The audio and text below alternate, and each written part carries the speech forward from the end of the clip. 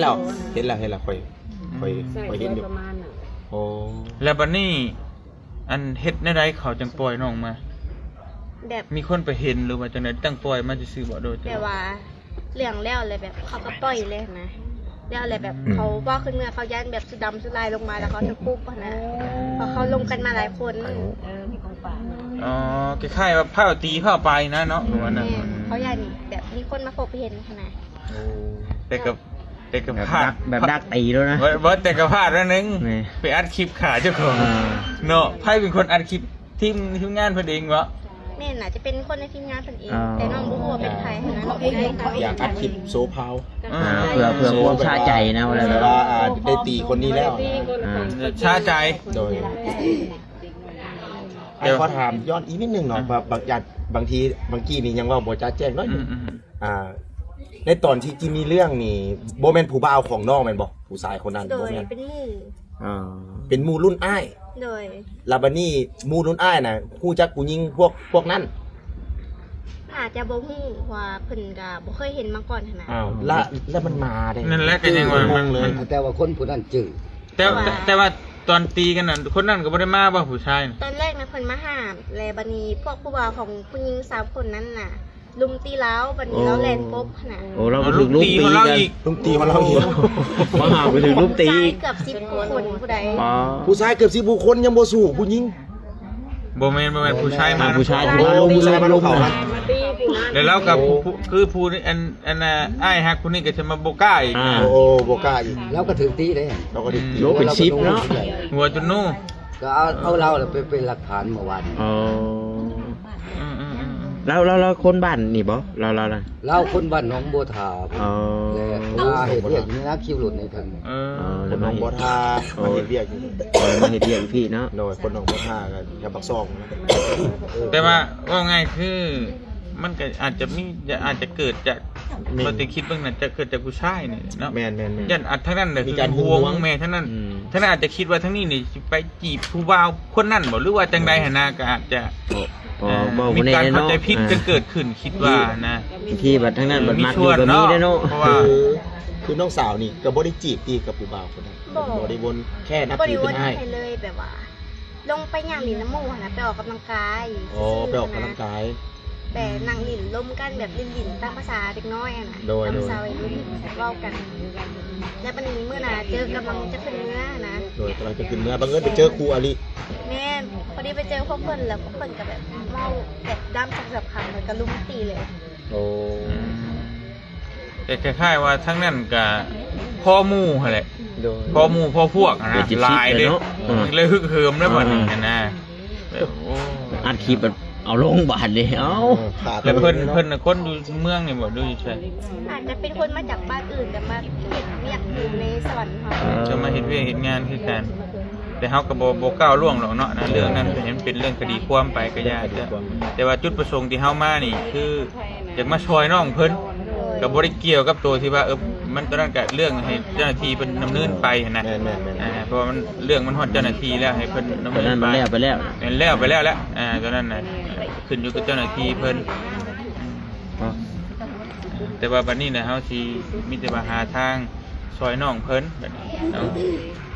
ตอนนี้ก็แม่นทั้งน้องนี่ก็ให้หน้าตาตรงก็แม่นบ่มีเนาะบ่มีแต่หารับจ้างซื้อข้าวซื้อน้ำกินไปจังซี่เนาะคือวันไปสิมื้อใดหาได้ก็ได้กินหาบ่ได้ก็อดอยากก็นำพ่อไปเฮ็ดเวียกบ่ได้อันนี้ต้องเฮ็ดนาบ่ได้หาเนื้อบ่ได้เลยให้ล้างมา2มื้อเป็นพลังเป็นเมย์บ่เก่งโลกเดียวกันต้องพอกแล้วโลกนี้ต้องพอกเมื่อยแล้วว่ามาพลังจังบ่ได้เฮ็ดจังบ่ได้เฮ็ดคันเฮ็ดนักมาแต่น้องมันเป็นแต่นมหลายแล้วมันก็เฮ็ดแม่มีแต่แบกสหะกับเรากรรมกรตะกี้มันเกี่ยวกับเราก็ย้อนความสุขความยากเนี่ยเนาะก็ย้อนนั่นแหละเลี้ยงลูกความยากเลี้ยงลูกนี่ถูกลูกอยู่กับเบิ่งจนซ้ำไอ้เตียงก็เบิ่งซ้ำกันเนาะดังตาเนาะหน้าจนไข่เด้อไข่มันเป็นไข่ขอบตาก็อันไวๆนี่ก็แม่นบ่โทษถึงอยู่ขอบตากันมีได้อยู่หม่องกองตาเราเนี่ยเจ้าลงปิ่นกระแต้ไว้อยู่นะ จะลองปีนกระแตกครับ ยังบ่ ข้างนี้ ซ้ำมีเงิน เออ สัญญา ในจุดเขียว มันบ่ซ้ำกัน เนาะ จนเขียวเลยเนาะถึกตีน ถึกตีนถึกกระปัง จับ นั่นก็ต้น จะคิดว่าจักมือจัก โอเคว่าเฮาเห็นบ้านปลายคลิปเนี่ยบ้านปลายแล้วก็ยังมาถึกถีบปักหลายนึงเนาะ นี่ บ้านโตคนย้อมไปเลยนี่ คือน้องเห็นเนาะอยู่ในคลิปเนาะคนเฮาตามศักยภาพเนาะเด็กน้อยอายุซ้ำนี่ โดย สิมีจิตใจอันเหี้ยมเอาอย่างเหี้ยมได้นี่ แม่ เหนือกว่าอายุ แม่ เหนือกว่าอายุที่จะให้คนคนหนึงมากราบแล้วยังบ่พอแล้วเอาตีนเหยียบตบยุมหัวนะปกติแหละกราบแล้วก็พอจบไปแบบสิก็ยังจะโอเคได้เนาะ อันนี้ทั้งน้องเขากราบ3 คนก้มกราบ3 คนก้มกราบแล้วเอาตีนเหยียบคอถือคออยู่บาดแรกคอคอยสังเกตแล้วก็ถือหน้ายุมหัว ยิกตบ หาบนในคลิปแล้ว จิตใจมันแบบใดคือว่าโหดเหี้ยมใช่ คือ เนาะ ว่าความคิดเหนืออายุความคิดเหนืออายุนะคือน้องว่า เรื่องกรณีนี่เนาะโอ้โหคัดไอ้จังหน่อยเพราะว่านี่มันทรงเสมอมานี่บ่ได้ไปหาหมอกรณีแบบโอ้ลมตายมามันซ้ำบทซ้ำในมาเนี่ยเฮาสิ บ่ได้ซัก ยังบ่ได้ อันนี้ที่นั่นไปหาโมบ่ ยังบ่มีเงิน เอ้า ไปหากระหูเดี๋ยวนี้ บ่มี ไปหากระหู มันบ่มีเงิน เฮ้ย สัญญาก่อน มีแต่ หากระ ซื้ หู อยา หา กิน กระหูอ่ะ ซื้อยาแก้ปวดบ่ซื้อยาอัปปี้ ปวด หากระหูเพชร ทางนั้นน่ะเห็นอยู่ในเฟซแต่บ่ฮู้ว่าหลานสาว เป็นพี่น้อง กายมีเลยสิ ต้น อัน นี่ นี้ ได้เงินไปจัดยากันไปมันก็ต้องหาแสนล้านหนึงอยู่ๆมานี่นะ บัดนี้พวกเฮาน่ะจ้ะหากระเอกหากระมาเนี่ยมานี่เอามาน้ำหลังคุณเจ้าซะ คือจุเจ้านี่เป็นพี่น้อง เป็นอยู่เห็นอยู่เพชร เป็นห่างๆบ่เป็นพี่น้องห่างๆแล้วก็ได้เห็นเฟซกับบ่ฮู้ว่าเป็นหลานตัวเอง ห้างทีก็แม่น2 คนนี่แม่ก็เลี้ยงหมดนี่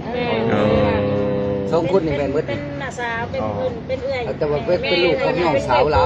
อ๋อ แม่ทุกข่อยเป็นน้องผู้ทัดมา เอาไปแม่เป็นเลี้ยง2 คน โดยเข้าใจแล้วโอ้กายต้น ทาง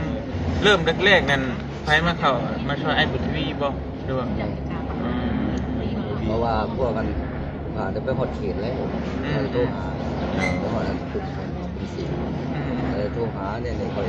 ต้องการจะว่าช่วยเหลือเจ้าโอ้ยขอบใจทำหลายๆก็บ่ได้เห็นหน้าเห็นตาแล้วแล้วก็นำเขาไปจนฮอด เดียว คุณ มาเนาะกับเงิน แล้วแล้วได้กระ ยาย า ได้ เรา โทรหาอยู่แต่ว่าเรา แล้วได้กระยาเราไปจะพาเจ้าไปเราไปทางใดก็ไปเรา เอาน้ำ วัน ใจ นี้เป็นค่ายไปนักคอร์ด มันหนักตีนปานนั้นไม่ได้ตีนอีใหญ่ๆคนไม่ตีนอีน้อย เป็นนักคอร์ ต ด อนนี้มีไผยื่นมือเข้ามาช่วยแล้วบ่หรือว่ามีอยู่บ่ ได้ยินแต่เสียง เดี๋ยวบอกว่านี่เนาะ ได้ยินแต่เสียงแต่มัน ได้ยินแต่ว่าผู้นั้นผู้นี้อยากช่วยแต่ว่ายังบ่มีผู้ใดช่วยเนาะ นั่นแหละได้ยินแต่เสียง เสร็จไปก็คือ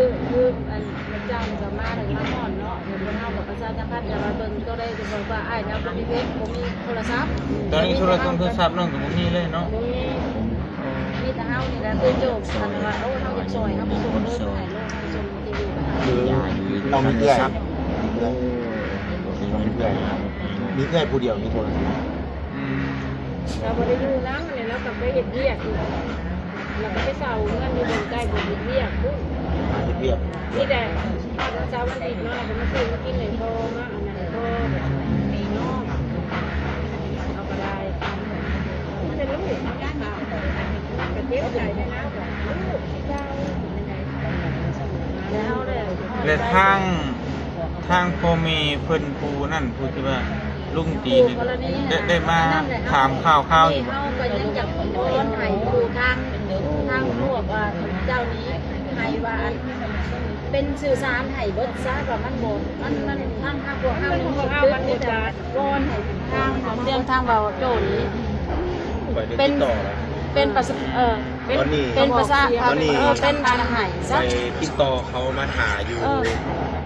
แล้วบัดนี้เลย กสเมืองแล้ว คนสามีน่ะยังบ่ได้เอาไปหาหมอยังบ่ได้ไปกวดอาการนี่แหละมันเป็นญาติแบบหลัง3มื้อไปนะคุณหมอเขาว่า ยันซ้ำไหน โดยแต่เฮาก็ฮ้อนใจตัวนี้ แม่น ไป